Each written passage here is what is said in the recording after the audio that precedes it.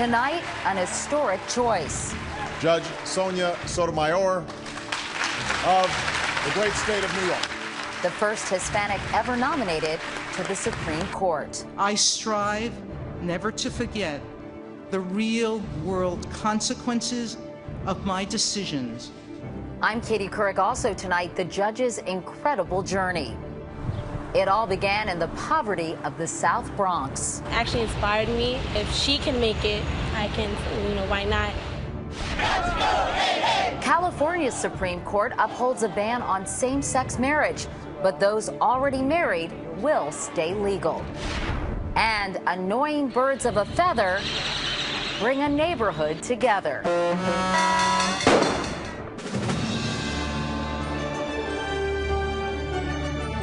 This is the CBS Evening News with Katie Couric.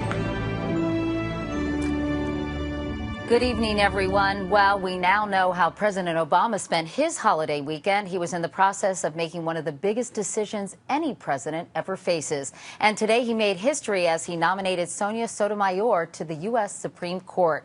She'd be the first Hispanic on the court and only the third woman. She's now a federal appeals court judge in New York, born in the Bronx, 54 years old, with an amazing life story.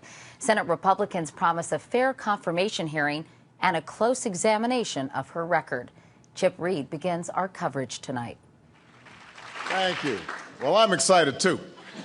Excited, the president says, because after an exhaustive search, he found just what he was looking for. An inspiring woman who I believe will make a great justice, Judge Sonia Sotomayor of the great state of New York.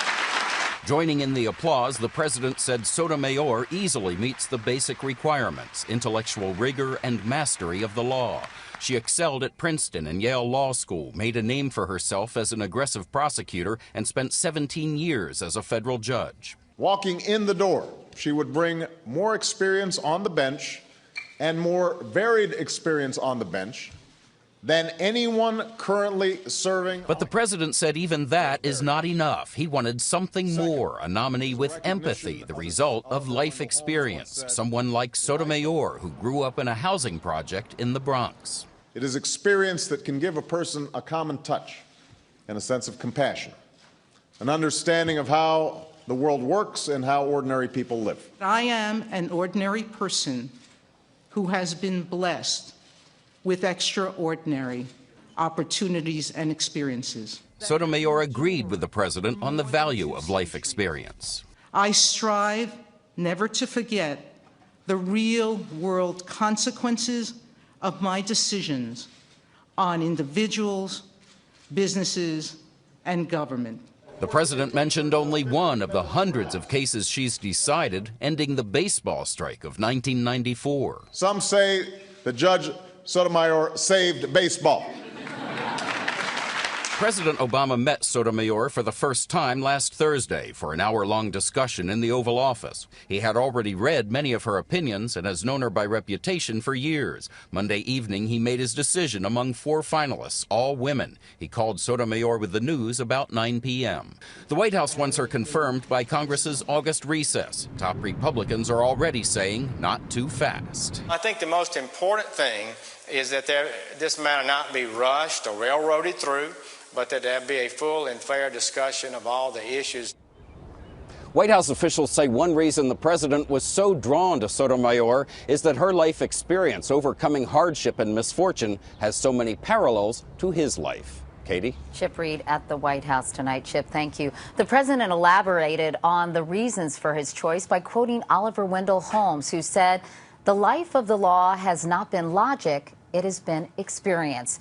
And Judge Sotomayor's life has been an incredible experience.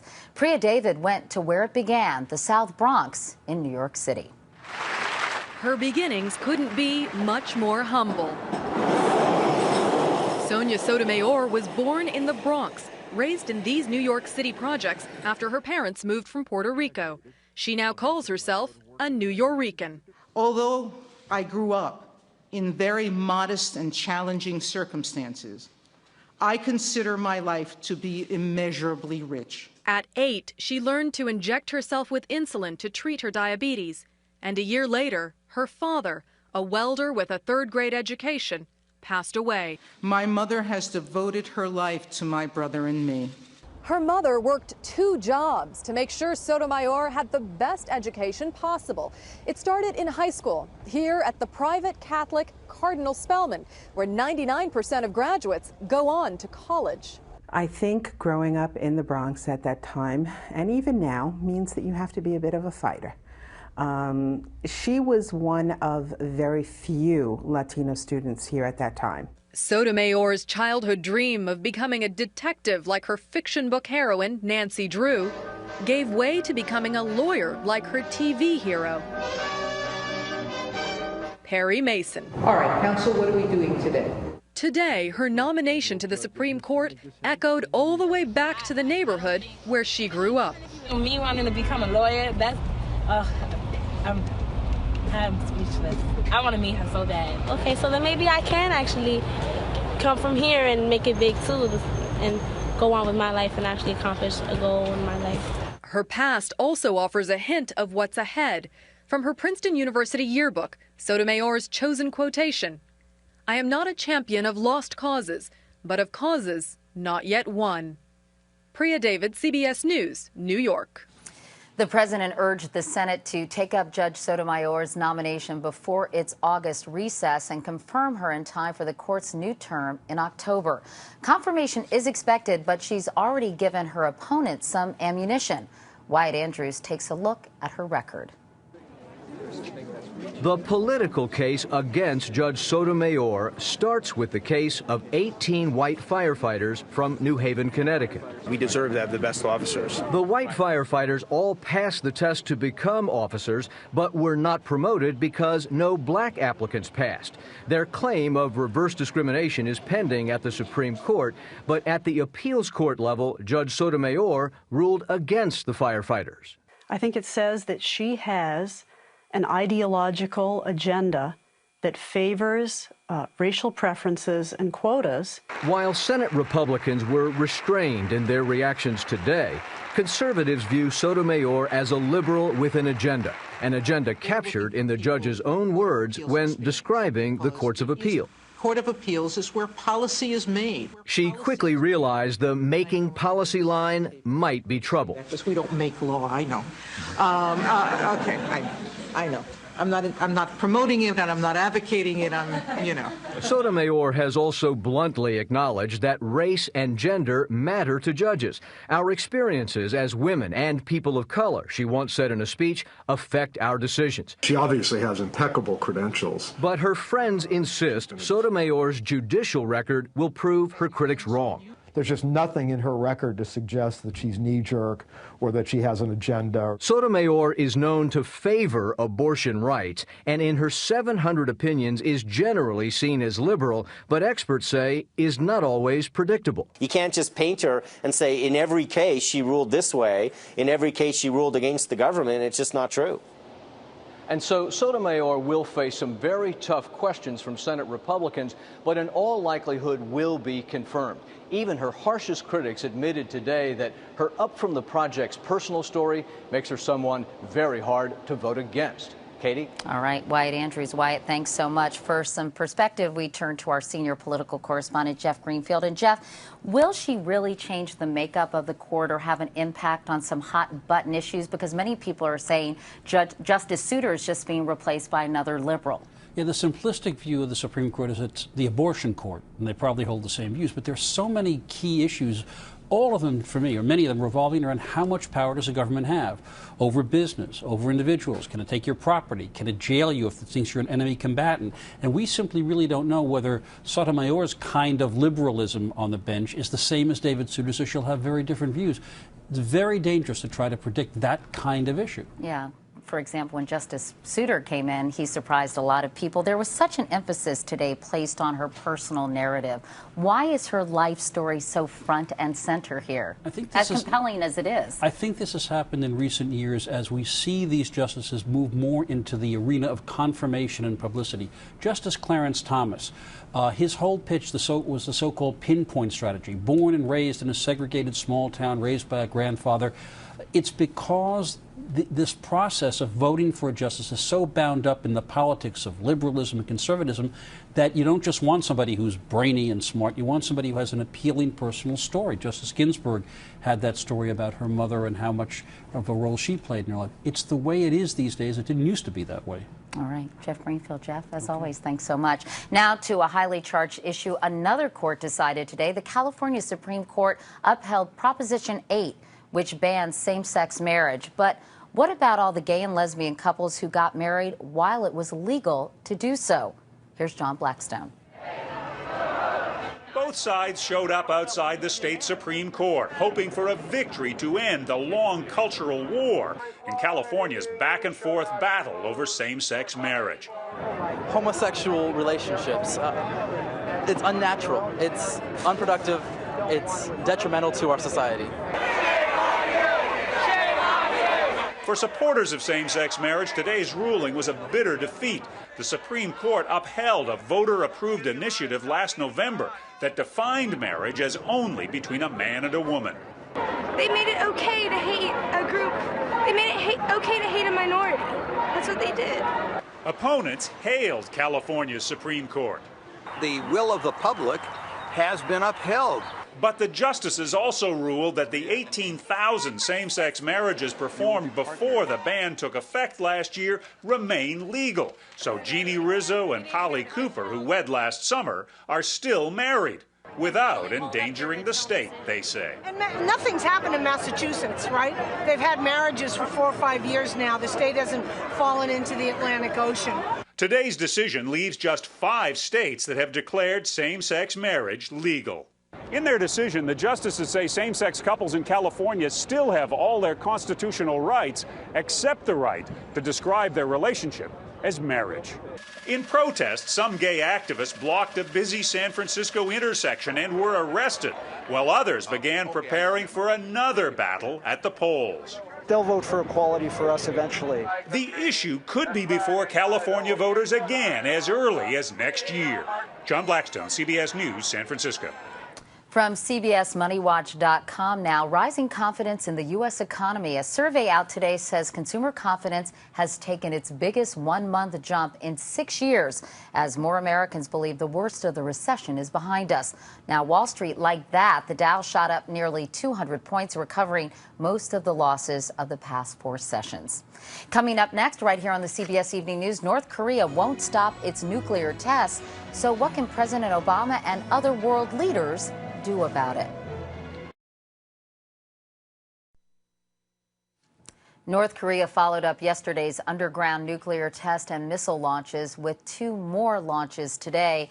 These latest acts of defiance have angered world leaders and jump-started the international debate over how to bring the North Koreans in line. David Martin has more. Reconnaissance planes took off at dusk from Okinawa to sample the radioactive exhaust from North Korea's nuclear test. Until those samples are analyzed, the U.S. won't know for sure what the North Koreans detonated, although seismographic readings indicate it was a relatively small blast of just 1 or 2 kilotons. Even that would be an improvement on their first test in 2006, which was a fizzle.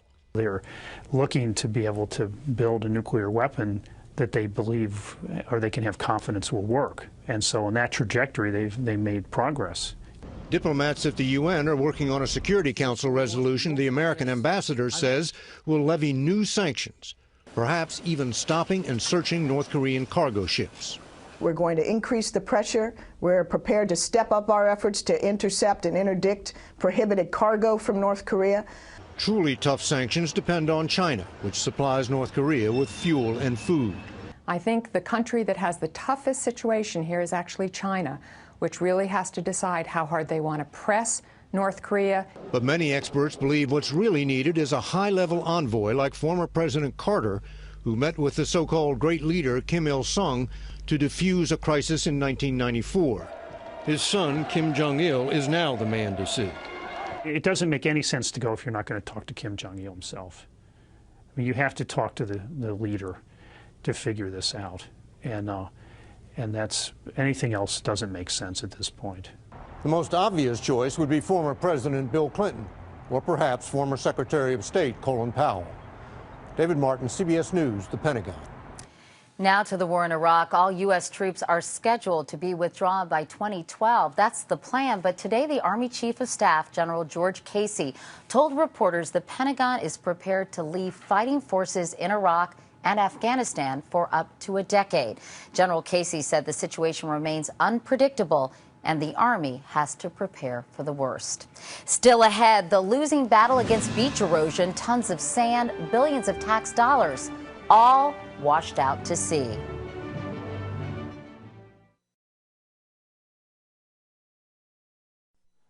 How would you feel if your tax dollars were dumped into the ocean? According to a new report, that's what happens when the government replenishes coastal beaches. Cheryl Atkinson follows the money in this exclusive report. It's a vicious cycle. Mother Nature erodes our beaches. Man tries to put them back by pumping in tons of sand. It's called beach renourishment. Advocates say it keeps tourism alive and makes a powerful buffer to save houses and lives during storms. It's also very popular among wealthy owners of beach property. But a new congressional report obtained by CBS News claims beach renourishment is nothing but a big waste of your tax dollars. We put sand up, it washes away. We put sand up, it washes away. The government's own ocean scientists say the new sand often disappears rapidly, does not prevent erosion, and remains vulnerable to loss from storms. Other experts estimate nourished beaches disappear 2 to 12 times faster than natural ones. Yet Congress has dumped $3 billion over the years into the projects. Meantime, more important priorities go unfunded. $3 billion would have been more than enough to fix and update the nearly 1,000 federal levees at risk of failing. How is it that levees are not getting this funding and yet the beach renourishment projects are? The powerful force of lobbying. When it comes to the powerful force of beach lobbying, nobody beats Harold Marlowe. You're nicknamed the Sandman, is that right? Have various nicknames. Marlowe has convinced Congress to give more federal tax dollars to his beach town clients than any other lobbyist. Sand provides the best protection against waves that come from storms. We asked him to answer some of his critics' basic objections. The benefits are often only temporary. Not really. Some of the beaches are renourished over and over again. True.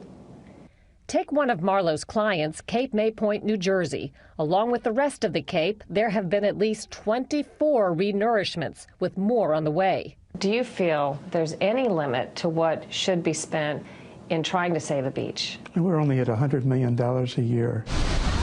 Marlowe says twice that is needed. Senator Coburn says it's money thrown to the wind.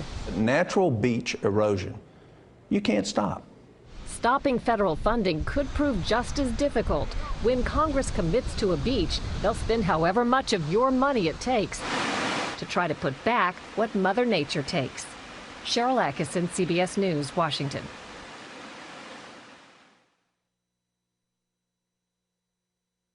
Finally tonight, the town that went to the birds, egrets. They had a few too many. But as Don Teague reports, they came up with a solution Alfred Hitchcock never thought of.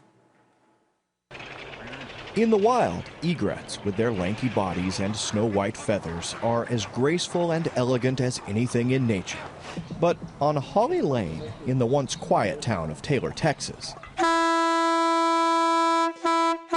just the sight of an egret, there's one, right, is a call to arms.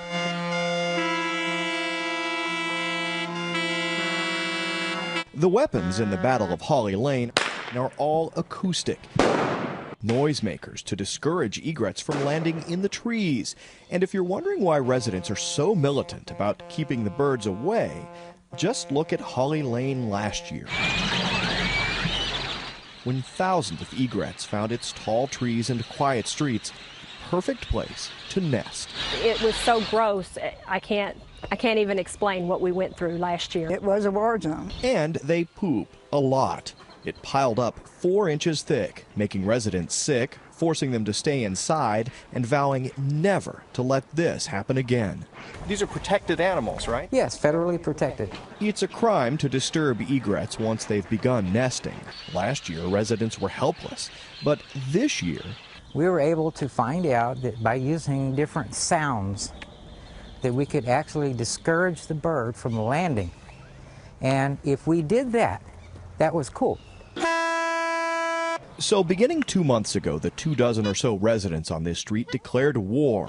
From sunrise till sunset, they watch, wait, and wail at the sight of even a single egret. As anyone who lives within about a mile of this street will tell you, the neighbors managed to make plenty of noise with stuff they find at Walmart. But wildlife officials weren't sure they were making enough noise, so they brought out some heavy artillery. Do you think this is the loudest street in America now? Oh, yeah. But it's also one of the closest streets where folks who once barely knew each other are winning the battle against the bird together. Don Teague, CBS News, Taylor, Texas. And that is the CBS Evening News for tonight. I'm Kitty Couric. Thank you for watching. I'll see you back here tomorrow. Good night.